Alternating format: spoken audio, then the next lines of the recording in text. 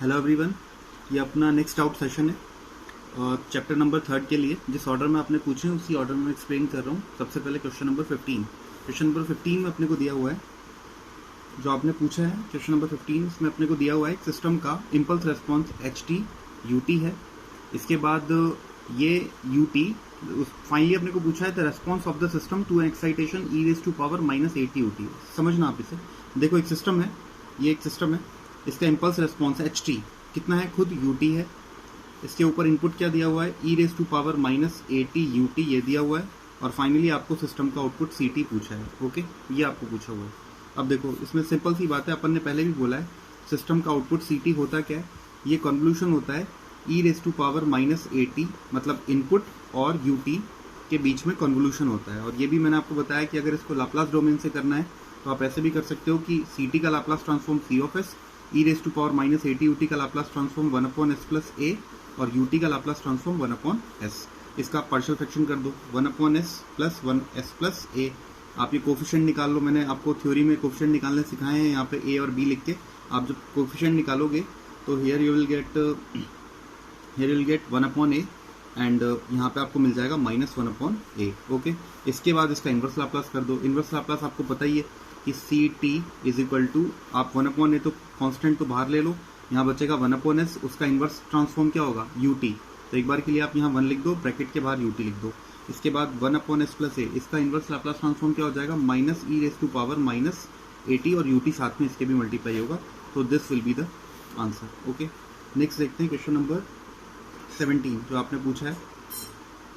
Question number 17 में आपको बोला है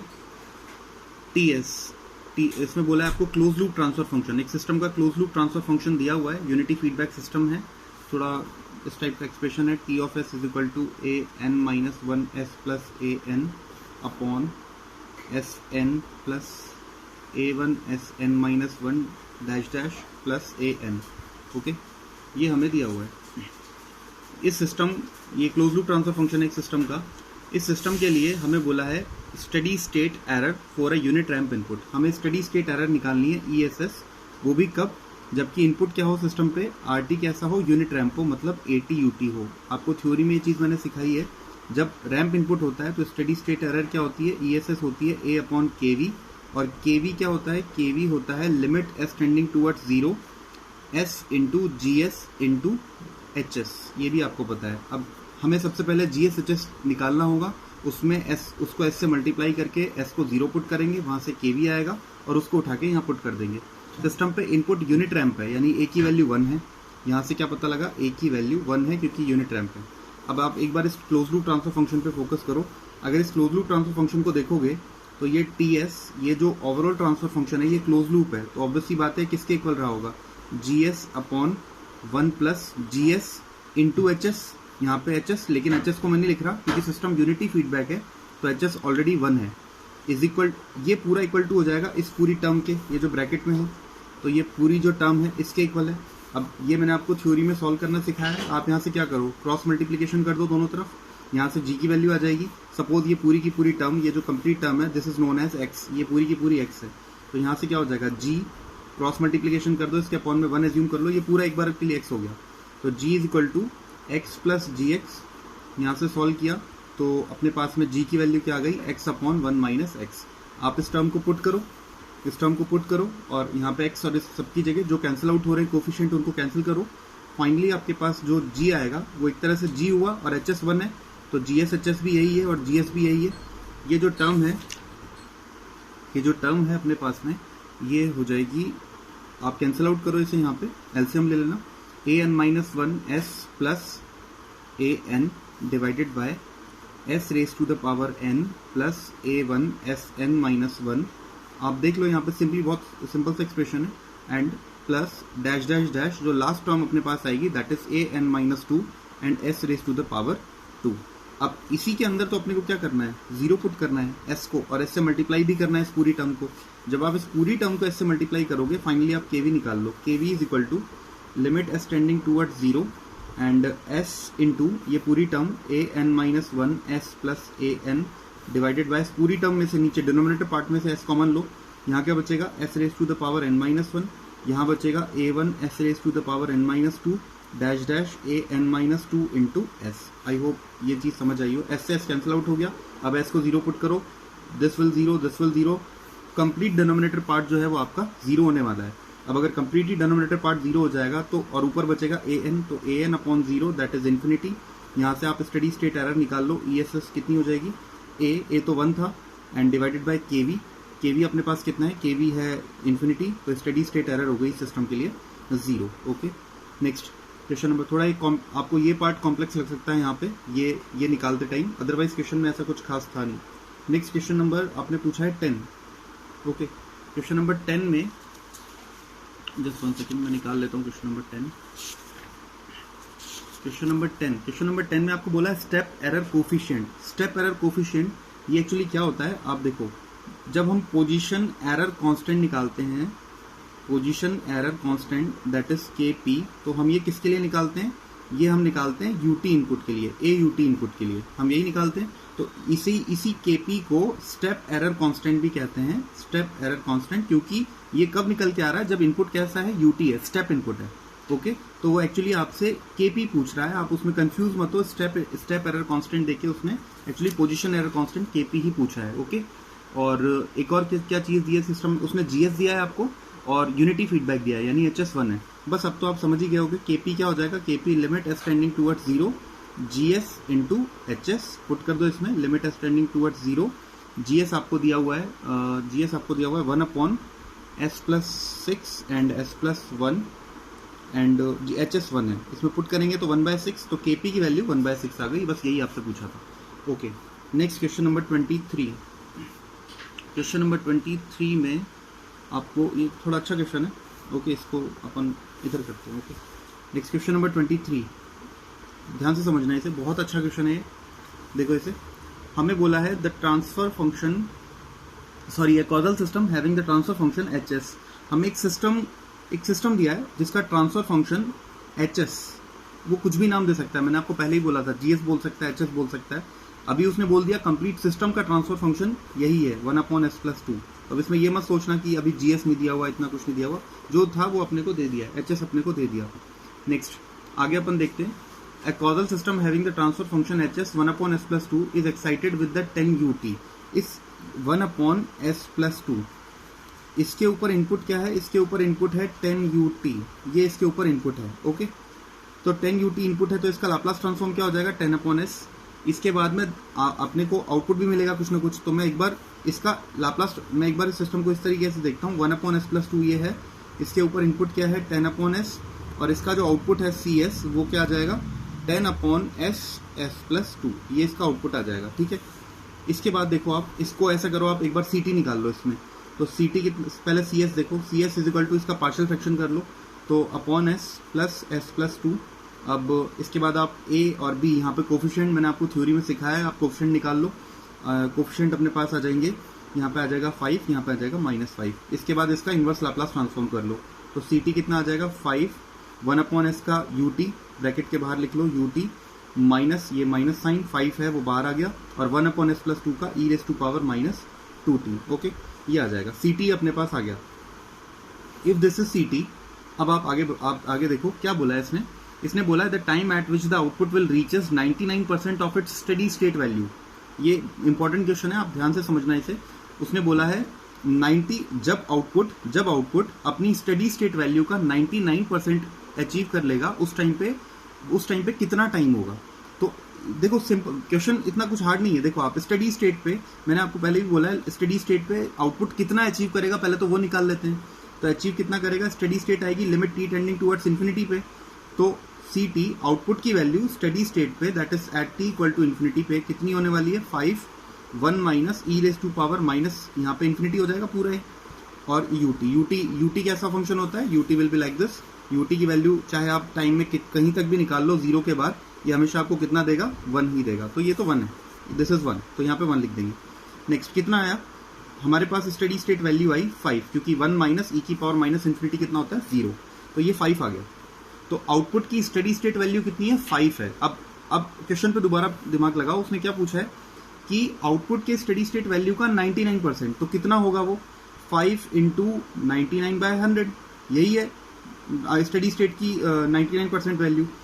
ये किस टाइम पे अचीव हो जाएगी? तो अब ये आउटपुट है ना, आप इसको आउटपुट ct की जगह आप ये पुट कर दो, next 5 1 minus E raise to power minus 2t ut, again 1 ही है, कोई भी टाइम ले लो आप।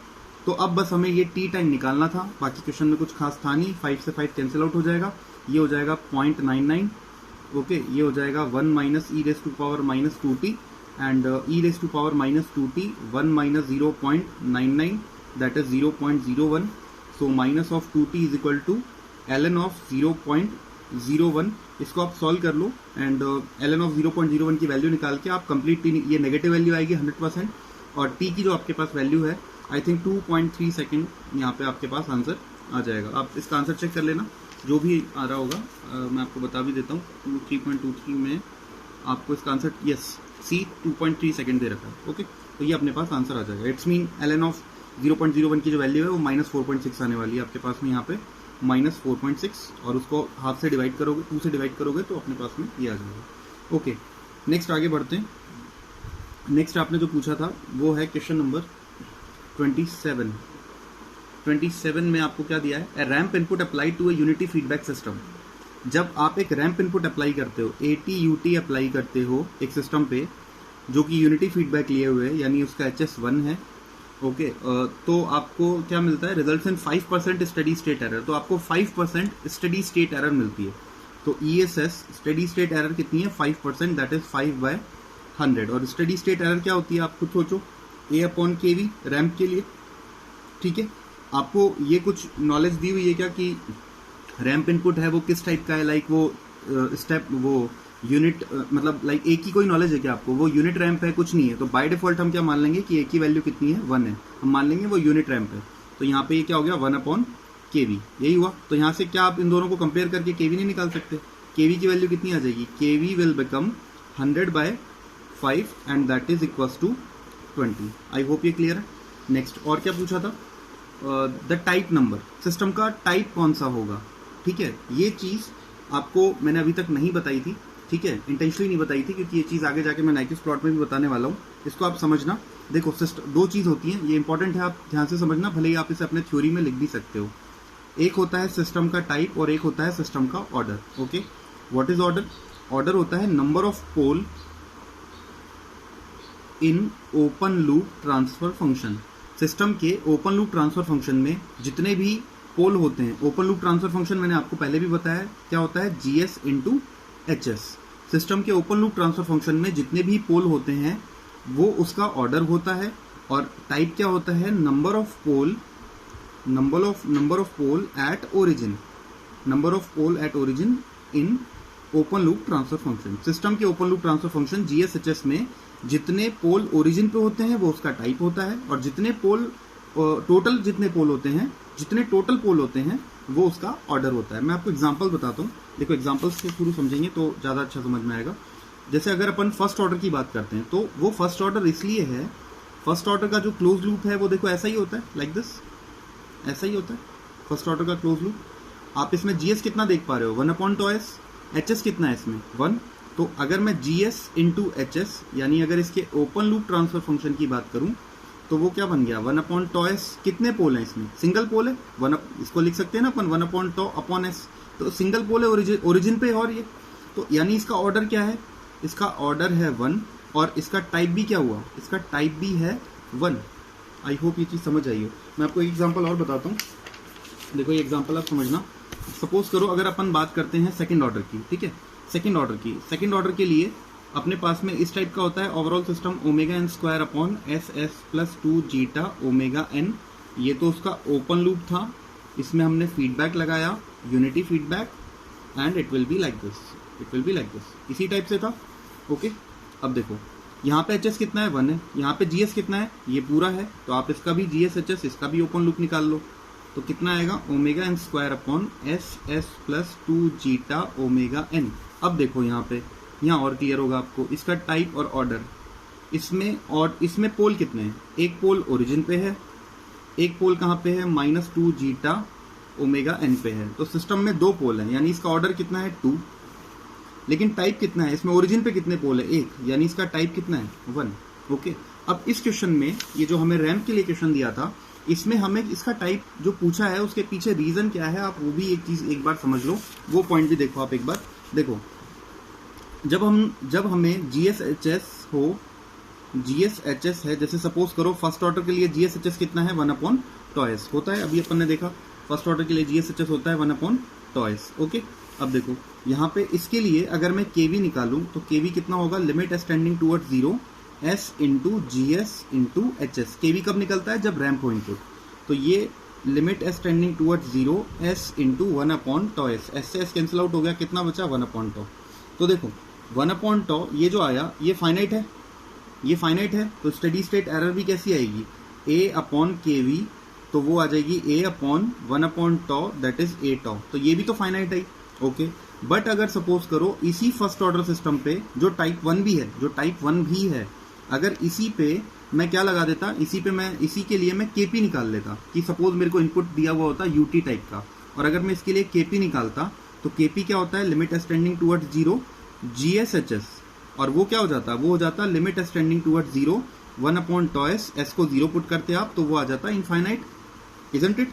तो देखो KP इनफाइनाइट आ गया, और स्टेडी स्टेट एरर कैसी आ जाती, स्टेडी स्टेट एरर आ जाती A/1 प्लस KP, यही होती है। तो A/1 plus infinite and that is 0। तो all what I wanted to say वो समझना आप, जो मैं ओवरऑल कहना चाह रहा हूँ वो ये कि KV फाइनाइट तभी आएगा, KV फाइनाइट तभी आएगा जब नीचे एक सिंगल S की टर्म हो, ताकि वो टर्म इस S से ऑलरेडी जो S होता है वो कट जाए, और अगर नीचे सिंगल S होना चाहिए तो इसका मतलब सिस्टम का टाइप क्या होगा, अगर नीचे मान लो ये सिंगल S, जैसे फर्स्ट ऑर्डर में, सॉरी सेकंड ऑर्डर में भी तो यहाँ पे सिंगल S है, तो अगर मैं इसके लिए KV निकालूंगा तो वो जो ये वाला जो S है, ये S कैंसिल आउट कर देगा इस S को, और तो इसका जो KV आएगा वो फाइनाइट आ पाएगा। इट्स मीन कि KV फाइनाइट तभी आएगा जब आपके पास में यहाँ पे S क्या हो, S आपके पास में यहाँ पे एक सिंगल S की टर्म हो, इसका मतलब सिस्टम का टाइप कैसा हो, 1 हो। यहाँ पे सिंगल S की टर्म होने का मतलब क्या, सिस्टम के पास ओरिजिन पे एक पोल है, और अगर ओरिजिन पे एक पोल है तो जो मैंने आपको बताया कि टाइप, उसका मतलब सिस्टम का टाइप क्या है, 1 है। आई होप ये चीज़ अच्छे से समझ में आई हो आपको। ओके, नेक्स्ट आगे बढ़ते हैं। इसमें मैं एक दो चीज़ आपको और बता देता हूँ। जैसे सपोज करो टाइप के लिए मैं एक दो चीज़ और बता देता हूँ, कुछ एग्जाम्पल्स अपन ले लेते हैं। जैसे सपोज करो लिखा हुआ है 1/s 2/s, लाइक ये सब लिखा हुआ है, एंड लाइक S+2 अपॉन 1, इस टाइप से लिखा हुआ है। Okay, and S+2 upon S+1, ठीक है, and S upon S+2। Suppose ये कुछ एग्जांपल्स अपन ने ले लिए। अब देखो इसका ऑर्डर देखते हैं, पहले ऑर्डर देखते हैं। इसका ऑर्डर क्या हुआ 1, क्योंकि एक पोल है। इसका ऑर्डर 1, इसका ऑर्डर 0, नीचे कुछ नहीं है, नीचे कोई पोल नहीं है। इसका ऑर्डर 1, इसका ऑर्डर 2, क्योंकि 2 पोल है। अब बात करते हैं टाइप की। इसका टाइप 1, क्योंकि ओरिजिन पे एक पोल है। इसका टाइप 1, इसका टाइप कुछ नहीं, कोई पोल नहीं ओरिजिन पे। इसका टाइप, इसका भी 0, इसका भी 0, इसका भी 0, क्योंकि नीचे ओरिजिन पे कोई पोल नहीं है। इसका टाइप 1 है। इसका ऑर्डर 2 है बट टाइप 1 है। तो आई थिंक ये टाइप और ऑर्डर में आपको डिफरेंस क्लियर हो गया होगा। ओके, नेक्स्ट आगे बढ़ते हैं। आपका जो नेक्स्ट डाउट था, 1 सेकेंड, हाँ, नेक्स्ट आपका डाउट था क्वेश्चन नंबर 30। हाँ, नेक्स्ट आपका जो डाउट है क्वेश्चन नंबर 30 है, वो देखते हैं अपन। इसमें देखो आपने पूछा है, ओके, काफ़ी अच्छा क्वेश्चन है। क्वेश्चन पे आप फोकस करो। बोला है आपको ट्रांसफर फंक्शन तो आपको दिया हुआ है, TS is equal to 5/s+5 and S² plus S+1, ये दिया हुआ है। ओके, यानी ये कैसे बना होगा, देखो अगर मैं इसको समझूं तो ये एक्चुअली कुछ ऐसा है, 5/s+5 और 1/s² प्लस S+1, ऐसे दो सिस्टम रहे होंगे। एक तो फर्स्ट ऑर्डर रहा होगा, ये रहा, और एक सेकंड ऑर्डर रहा होगा। ये दोनों कैस्केड होकर ये एक हायर ऑर्डर, थर्ड ऑर्डर का सिस्टम बन गया। आप आई थिंक समझ पा रहे हो। ये एक्चुअली वो जो मैंने आपको हायर ऑर्डर पढ़ाया था, जिसमें अप्रॉक्सीमेशन एनालिसिस हमने देखा था, ये उसी का क्वेश्चन है। ओके, तो देखो इसमें बोला है आपको the second order approximation of TS using dominant pole concept. इसने बोला है डोमिनेंट पोल का कंसेप्ट अगर अपन यहाँ पे लगाएं, ठीक है, तो और डोमिनेंट पोल का अप्रॉक्सीमेशन कंसेप्ट, ये सब वर्ड आपको इस क्वेश्चन में दिख रहे होंगे कि अगर ये कंसेप्ट अगर अपन लगाएं तो इस सिस्टम का सेकंड ऑर्डर, इस पूरे सिस्टम का सेकंड ऑर्डर अप्रॉक्सीमेशन किस तरीके से लिया जा सकता है। अब आप याद करो क्या पढ़ाया था, मैंने कहा था आप सिस्टम के हमेशा पोल निकालो। तो मैं इस ओवरऑल सिस्टम के पोल निकाल लेता हूँ। ओवरऑल के एक पोल कहाँ पे भाई, एस इक्वल टू -5 पे, तो एक पोल तो है -5 पे, ये पोल आ गया -5 पे, यहाँ से s+5 से एस स्क्वायर प्लस s+1, इस एस स्क्वायर प्लस s+1 इसके फैक्टर करो आप, इसके फैक्टर करोगे तो पोल आपके आएंगे -1 plus minus iota under root 3/2 पे। तो ये पोल जब हमने निकाले तो इसका रियल पार्ट कितना है -1/2, ये डिस्टेंस 5 है। ओके, तो -हाफ समथिंग इतना मान लेता हूँ मैं। तो यहाँ पे है एक पोल और एक पोल यहाँ पे है, ठीक है, क्योंकि एक प्लस आयोटा रूट 3/2 पे है और एक माइनस आयोटा रूट 3/2 पे है। तो एक की हाइट ये हो गई रूट 3/2 और एक की हाइट इतनी नीचे हो गई। ओके, अब और ये रियल कितना हो गया -1/2। अब आप याद करो क्या बताया था अप्रोक्सीमेशन लेंसेज में, आपको बोला था कि ये जो पोल ओरिजिन के पास होगा वो डोमिनेंट होता है। तो डोमिनेंट पोल का जो रियल लोकेशन होता था उसको हम P1 कहते थे। तो P1 कितना है, P1 है इसका रियल पार्ट और उसका पॉजिटिव वैल्यू तो 1/2, और P2 होता था हायर ऑर्डर का पोल जो दूर है पोल, दैट इज 5। उसके बाद आपको बोला था कि अगर P2/P1 ये जो रेशो है अगर ये ग्रेटर देन 5 आ जाए तो ये रेशो कितना है भाई, P2 है 5 और ये है हाफ, तो ये रेशो तो 10 आ गया, and which is much greater than 5। तो अभी क्या होगा, आपको डोमिनेंट पोल का कंसेप्ट आप अप्रोक्सीमेशन लेंसेज वाला कंसेप्ट आप यहाँ पे लगा सकते हो, एंड दैट इज कि आप हायर ऑर्डर पोल में जो P2 पोल है उसके अंदर आप S को क्या कर दो, 0 पुट कर दो। तो अब बताओ इसमें ये S इक्वल, ये जो सेकंड हायर ऑर्डर का पोल है ये कौन से टर्म से आया था, ये आया था इस टर्म से। तो आप इसमें जैसे ही S को 0 पुट करोगे, आप खुद सोच लो, यही मैं कर देता हूँ, मैं इसको 0 पुट करूंगा, इसको 0 पुट करते ही यहाँ बचा सिर्फ 5 से 5 कट गया, तो क्या बचा ओवरऑल अपने पास सिर्फ बचेगा 1/s² प्लस s+1। अब आप खुद सोचो एक थर्ड ऑर्डर का सिस्टम किस में कन्वर्ट हो गया, सेकंड ऑर्डर के सिस्टम में, और यही बोला था बस उसने। तो इस हिसाब से आंसर हो गया अपना डी। ओके, नेक्स्ट है क्वेश्चन नंबर आपने जो पूछा है that is 36। Okay, question number 36 देखो इसमें क्या बोला है, इसने बोला है एक linear constant coefficient order first order differential equation has an exact solution given by yt for t greater than 0। देखो अब थोड़ा सा याद करो, मैथ्स में डिफरेंशियल इक्वेशन अपन पढ़ते थे तो वहां अपन कहते हैं dy/dx plus py is equal to q, ऐसा ही कुछ कहते हैं अपन। ओके, जहां पे अपन कहते हैं कि ये लीनियर इक्वेशन तभी होगी, ये इक्वेशन लीनियर तभी होगी जबकि p और q they must be either function of x और कांस्टेंट, ये या तो x के फंक्शन हो या कांस्टेंट हो, और एज वेल एज ये जो y है इसकी पावर 1 हो और dy/dx की पावर भी 1 हो। वो डिग्री वगैरह कुछ कहते हैं हम, वो अभी मैं कुछ नहीं बोल रहा, मैं अभी सिंपल सा कंसेप्ट बता रहा हूँ कि p और q तो फंक्शन होने चाहिए x के या कांस्टेंट होने चाहिए, और y और उसके जो हायर ऑर्डर डेरिवेटिव है dy/dx हो गया या d2y/dx2 हो गया, उन सब की पावर क्या होनी चाहिए, जैसे अगर मैं यहाँ पे इसकी पावर लगाऊं तो 1, y की पावर 1, तो फिर इस इक्वेशन को लीनियर डिफरेंशियल इक्वेशन कहते हैं, LDE जिसे अपन शॉर्ट फॉर्म में कहते थे। Okay, LDE। नेक्स्ट, तो अब देखो ये उसने बोला है कि एक सिस्टम है जिसके लिए फर्स्ट ऑर्डर की, ये फर्स्ट ऑर्डर है, फर्स्ट ऑर्डर क्यों है ये, इसको अगर आपको ये कंफ्यूजन है कि ये फर्स्ट ऑर्डर क्यों है, तो पहले तो मैं इसको इस तरीके से बना लेता हूँ कि ये एक सिस्टम की तरह रिप्रेजेंट हो। देखो एक सिस्टम पे इनपुट है x, ओके, सिस्टम का खुद का कोई ना कोई ट्रांसफर फंक्शन होगा और आउटपुट दे रहा है y, तो मेरा इनपुट x है। तो अगर इसके लिए मुझे डिफरेंशियल इक्वेशन जनरेट करनी है जो कि LDE टाइप लीनियर टाइप की हो, तो that will be like this, dy/dx plus y is equal to x। मैंने एक सिंपल से फॉर्म में ये इक्वेशन जनरेट कर ली है। ओके, ये सब y t पे डिपेंडेंट है, t और x ऑफ t। अब मैं यहाँ पे इसके लिए क्या निकाल लेता हूँ, इसके लिए मैं इसका लाप्लास ट्रांसफॉर्म निकाल लेता हूँ। तो s y ऑफ s, पहले मैं आपको सिर्फ ये समझा रहा हूँ ये फर्स्ट ऑर्डर कैसे बन रहा है, plus y of s is equal to input का Laplace transform x of s, yt का ys और dy/dt का sys। नेक्स्ट ys कॉमन लिया तो यहाँ पे आ जाएगा s+1 is equal to xs, transfer function निकाला, आउटपुट का ट्रांसफॉर्म अपॉन इनपुट का ट्रांसफॉर्म, तो वो आया 1/s+1। कितने पोल है सिस्टम में, सिंगल पोल है, इसका मतलब ये कैसा सिस्टम है, फर्स्ट ऑर्डर। तो इसीलिए उसने बोला था कि फर्स्ट ऑर्डर की डिफरेंशियल इक्वेशन। ओके, और वैसे भी हम जब मैथ्स में पढ़ते हैं तो हम कहते हैं कि लीनियर डिफरेंशियल इक्वेशंस या जो डिफरेंशियल इक्वेशंस होती हैं इनका ऑर्डर क्या होता है, जो y का हाईएस्ट ऑर्डर डेरिवेटिव होता है, y का मैक्सिमम जितनी टाइम्स डिफरेंशिएशन हो रखा होगा वही उसका ऑर्डर है। तो सिंगल टाइम डिफरेंशिएशन हो रखा है मैक्सिमम, तो इसका ऑर्डर 1 है। तो यहाँ तक तो अभी तक मैंने क्वेश्चन स्टार्ट भी नहीं किया, मैं सिर्फ अभी आपको इतना सा समझाया कि ये जिस इक्वेशन की बात कर रहा है वो कुछ ऐसी इक्वेशन है dy/dt, मैं टाइम पे डिपेंडेंट बना देता हूँ अभी से, dy/dt plus yt is equal to xt। Okay, ये टाइम पे ही डिपेंडेंट है, यहाँ पे भी मुझे dy/dt ही लिखना चाहिए था। ओके नेक्स्ट आगे बढ़ते हैं। ये इक्वेशन है अपने पास में। ओके, अब देखो इसने बोला है इस सिस्टम के लिए फोर्सिंग फंक्शन xt है। फोर्सिंग फंक्शन का मतलब क्या, इनपुट, तो फोर्सिंग फंक्शन xt है। आगे बोला है इनिशियल कंडीशन y0 है, मतलब जो यहाँ पे अपन कहते थे s y of s minus y0, तो इनिशियल कंडीशन की बात की है इसने, वो y0 है। y0 ये दे रखा है। आगे बोला है कि if the one wishes to modify the system so that the solution become -2yt। वो कह रहा है अगर a person wants to modify this equation, sorry the output from -2yt, ये करना चाह रहा है -2yt, तो फिर xt और y0 पे क्या इफेक्ट होना चाहिए।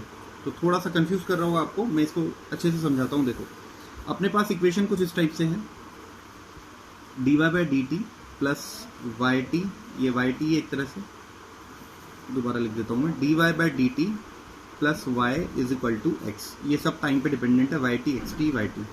ओके, इसके लिए जब मैंने सॉल्व किया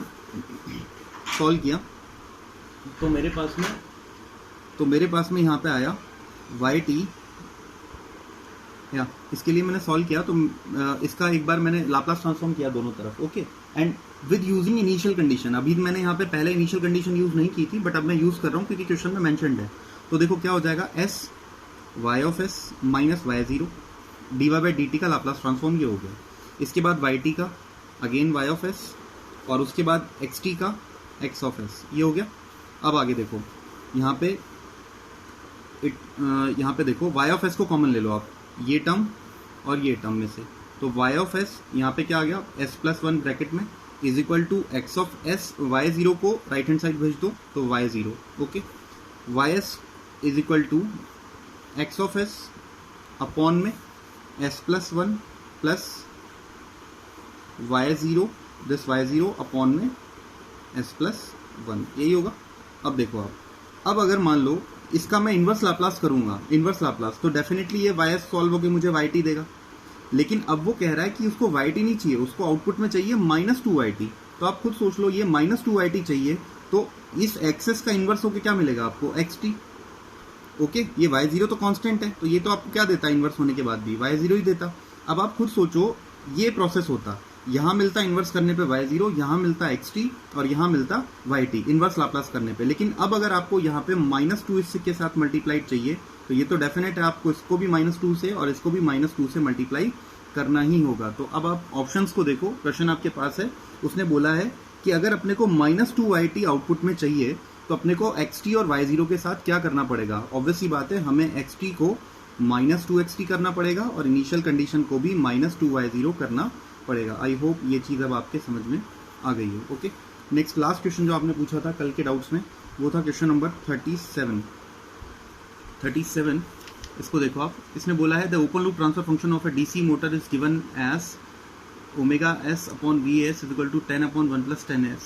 ओके, देखो इसको देखो क्या दे रखा है, 10/1 + 10s। ये एक सिस्टम है। ओके, ये एक सिस्टम है जिसपे इनपुट अपन ने दिया हुआ है, क्या इनपुट दिया हुआ है, VAS, और आउटपुट मिल रहा है अपने को, मिल रहा है ω/s। ओके, और इसी का ट्रांसफर फंक्शन हमने बनाया हुआ है ω/s upon VAS and that is 10/1 + 10s। मैं इसको मॉडिफाई करके लिख रहा हूँ दोबारा, देखो कैसे, ऊपर डिनोमिनेटर और न्यूमरेटर पार्ट में मैं इसको 10 से डिवाइड कर रहा हूँ, तो इट विल बिकम 1/s + 1/10। अच्छा, पोल कहाँ लाई कर रहा है, चलो पोल्स भी मत लाई करो, आप एक बार इसे डायरेक्टली कंपेयर कर लो। ये कैसा है, फर्स्ट ऑर्डर है, तो आप इसे कंपेयर कर लो फर्स्ट ऑर्डर के क्लोज लूप से। 1/τ s + 1/τ कितना आया, 1/τ। मैंने आपको पहले भी बोला था, सिस्टम का कैरेक्टर उसके पोल्स डिफाइन करते हैं, ना कि उसके जीरोस। अपर पार्ट कभी भी आप न्यूमरेटर से कंपेयर मत किया करो, डिनोमिनेटर से कंपेयर करो। आपको मिला 1/τ इज इक्वल टू 10, तो basically you got τ equal to 10। ये आपको मिल गया अब तक की इन्फॉर्मेशन से क्वेश्चन में। अब आगे क्या बोला है, आगे बोला है व्हेन कनेक्टेड इन फीडबैक, जब आप इस सिस्टम को एक फीडबैक फॉर्म में कनेक्ट कर देते हो एज शोन बिलो। क्वेश्चन में आपके पास डायग्राम है, डायग्राम क्या है, यहाँ पे Ka कोफिशिएंट मल्टीप्लाई कर दिया है, यहाँ पे वो सेम जो सिस्टम था अपने पास एज इट इज है, लाइक दिस, ये सिस्टम था, यहाँ पे फीडबैक लगाया है उसके बाद इसने, ओके, एंड फीडबैक लगा के इस टाइप से कर दिया। और अब यहाँ फाइनल इनपुट क्या दिया है RS और फाइनल आउटपुट अभी भी क्या है ओमेगा S। ओके नेक्स्ट, हाँ नेक्स्ट अब अपने को बोला है कि अगर इस टाइप से अगर ये सिस्टम को मॉडिफाई कर देता है तो द अप्रॉक्सीमेट वैल्यू ऑफ के ए की वैल्यू पूछिए, ठीक है, अप्रॉक्सीमेट वैल्यू पूछिए that will reduce the time constant of the close loop system by 100 times as compare to that of the open loop system. Okay देखो इसने क्या बोला है, ये कह रहा है इस फाइनल सिस्टम का, ये जो क्लोज लूप सिस्टम है इसका जो टाइम कांस्टेंट आएगा टॉ डैश मान लेते हैं उससे अभी अपन, वो जो होगा वो प्रीवियस क्लोज लूप, वो जो प्रीवियस ओपन लूप सिस्टम था ये वाला इसका जो टाइम कांस्टेंट था दैट इज टॉ, जो कि वैल्यू 10 है, उसका 1/100 टाइम्स होगा, यानी 10/100 दैट इज 1/10। बस ये कहानी है। अब आपको वो कह रहा है कि अगर ये टॉ डैश इस सिस्टम के लिए जो टाइम कांस्टेंट होगा, जिससे एक बार के लिए मैंने टॉ डैश बोल दिया, अगर वो 1/10 है तो के की वैल्यू क्या होनी चाहिए। सिंपल है, हमें पता है कि हम पोल कैसे निकालते हैं। हम पहले सिस्टम का overall close loop transfer function निकाल लेते हैं। देखो इसके लिए GS क्या बन जाएगा, KA इंटू 10/1 + 10s। HS क्या बन जाएगा, पॉजिटिव, ये नेगेटिव फीडबैक है तो HS बन जाएगा 1। तो देखो यहाँ पे omega S output upon input, ये जो ट्रांसफॉर्म हम ये निकाल रहे हैं तो क्या आ जाएगा GS/1 + GS इंटू HS। आप यहाँ पे पुट कर दो इसे, तो 10 into KA/1 + 10s upon 1 + 10 into KA/1 + 10s, यही आएगा। Next omega S/R(S) is equal to, आपके पास से सॉल्व करने पे आ जाएगा 10 इंटू KA, एलसीएम ले लो आप, ये डिनोमिनेटर पार्ट कटेगा, इसके पहले एक बार यहाँ पे जो टर्म्स आएंगी वो आ जाएंगी 10s + 10 ऑफ KA। आप कॉन्स्टेंट्स को एक साथ कर दो, 10 times KA upon 10 of S plus 1 + 10 of KA, isn't it. इसके बाद आप न्यूमरेटर डिनोमिनेटर में 10 से डिवाइड कर दो, तो अगर आप ऐसा करोगे तो आपको मिलेगा KA डिवाइडेड बाय, यहाँ पे S रह जाएगा, plus 1 + 10 KA divided by 10। Okay, और अब आप एक चीज़ फोकस करो कि ये जो आया है, ये जो ट्रांसफर फंक्शन आया है, इसमें कितने पोल हैं, एक ही पोल है। अगेन ये क्लोज लूप तो है, क्लोज लूप तो बन गया है ओवरऑल, लेकिन उसके बाद भी ये सिस्टम कैसा रहा, फर्स्ट ऑर्डर टाइप का ही रहा। तो इसे अगेन कंपेयर कर दो, किससे, 1/τ S + 1/τ से। आपको यहाँ पे टॉ फिर मिल जाएगा नीचे कंपेयर करने पे। ओके, इसको हम देख लेते हैं टॉ कितना मिला हमें। यहाँ से हमें टॉ जो मिल रहा है, टॉ हमें मिल गया, टॉ इज इक्वल टू है 10/1 + 10 टाइम्स ऑफ KA, ये मिल गया टॉ। ये कंपेयर कर लो आप इन दोनों को डिनोमिनेटर पार्ट में। ओके, मैंने पहले भी बोला है डिनोमिनेटर पार्ट से ही कंपेयर किया करो। अच्छा, ये जो टॉ है यही तो है वो जिसकी बात कर रहा था, टॉ डैश, तो this is tau dash. Okay, I could say that ये टॉ डैश है और ये टॉ डैश है। तो ये जो है ये तो ऑलरेडी पता है अपने को, ये तो 1/10 है, और बस अब KA की वैल्यू निकालनी है।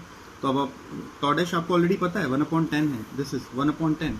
तो आप यहाँ पे कंपेयर कर लो, अब तो इसे क्रॉस मल्टीप्लीकेशन करो, 10 इंटू 10 100 इज इक्वल टू, ये ऊपर गया तो 1 + 10 टाइम्स ऑफ KA। यहाँ से आपको मिल जाएगा KA is equal to 10 times of KA is equal to 100 - 1 that is 99 divided by 10, so it will be 9.9। Okay, so question number 3.36 में जो IIT ने आंसर दिया है, सॉरी ये कौन सा क्वेश्चन है, 3.37 है आपका। ओके, तो K इज 9.9, बट IIT ने जो आंसर दिया था वो आपको 10 दिया था। ओके, तो ठीक है, अगर आप 9.9 भी वहाँ पे पुट करके आ रहे हो तो रेंज उन्होंने सफिशिएंट रेंज दी हुई है, और आपको यही आंसर, आपको ये आपका आंसर सही हो जाएगा। ओके, क्योंकि ऑप्शन में, सॉरी रेंज है ही नहीं इसमें तो ऑलरेडी आपको ऑप्शन दिए हुए हैं, तो ऑप्शन नंबर C जो है आपके पास में वो हो जाएगा 10। ओके, आज के आपके डाउट यही थे। आपने अभी तक मुझे राउथ हैबिट्स के डाउट नहीं भेजे हैं, जो चैप्टर कल अपलोड हुआ था, प्लीज़ उससे जल्दी कंप्लीट करो और उसके डाउट भी मुझे ग्रुप पे सेंड करो। Okay, good bye.